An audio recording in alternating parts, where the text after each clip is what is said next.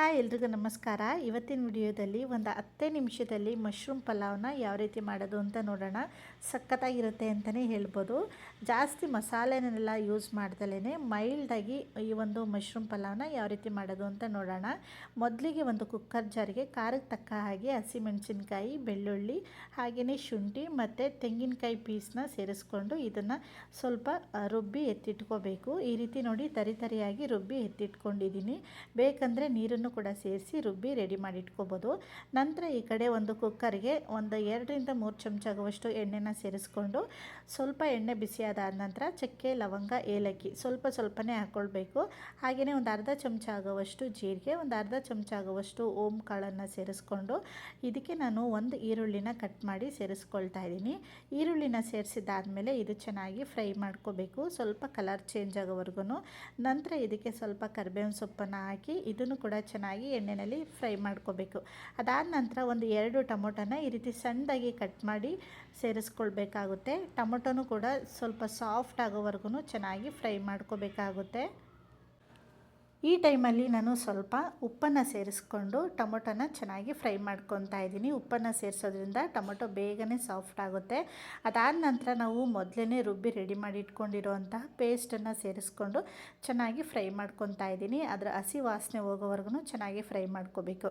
ಅದಾದ ನಂತರ ಒಂದು 1/4 ಚಮಚ ಆಗುವಷ್ಟು ಅರಿಶಿಣದ ಪುಡಿ, ಹಾಗೆಯೇ 1ರಿಂದ 1.5 ಚಮಚ ಆಗುವಷ್ಟು ಧನಿಯಾ ಪುಡಿನ ಸೇರಿಸ್ಕೊಂಡು ಚೆನ್ನಾಗಿ ಫ್ರೈ ಮಾಡ್ಕೋಬೇಕು. ಅದಾದ ನಂತರ ನಾವು ಹೆಚ್ಚಿಟ್ಕೊಂಡಿರೋಂತಹ ಮಶ್ರೂಮ್ನ ಸೇರಿಸ್ಕೊಂಡು ಇದನ್ನು ಕೂಡ ಎಣ್ಣೆಯಲ್ಲಿ ಒಂದು 2 ನಿಮಿಷಗಳ ಕಾಲ ಚೆನ್ನಾಗಿ ಫ್ರೈ ಮಾಡ್ಕೋಬೇಕಾಗುತ್ತೆ.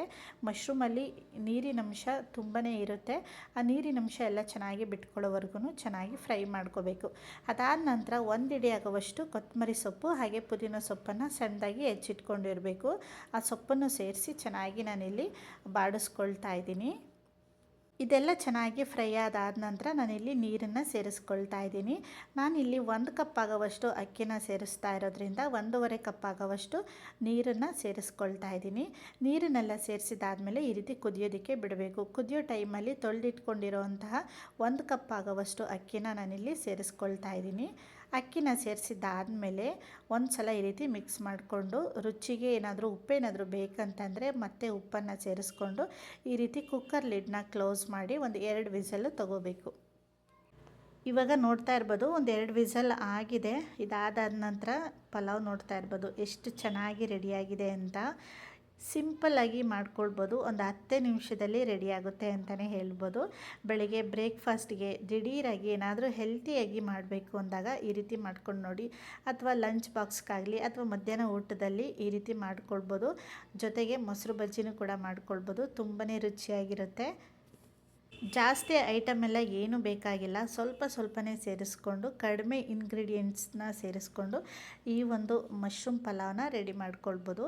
ನೀವು ಒಂದು ಸಲ ಟ್ರೈ ಮಾಡಿ ನೋಡಿ, ಹೇಗಿತ್ತು ಅಂತ ಕಮೆಂಟ್ ಮೂಲಕ ತಿಳಿಸಿ. ಈ ವಿಡಿಯೋ ನಿಮಗೇನಾದರೂ ಇಷ್ಟ ಆಗಿದ್ದರೆ ಒಂದು ಲೈಕ್ ಮಾಡಿ, ಕಮೆಂಟ್ ಮಾಡಿ, ನಿಮ್ಮ ಫ್ರೆಂಡ್ಸು ಫ್ಯಾಮಿಲಿ ಜೊತೆ ಶೇರ್ ಮಾಡ್ಕೊಳ್ಳಿ. ಥ್ಯಾಂಕ್ ಯು ಸೋ ಮಚ್ ಎಲ್ರಿಗೂ.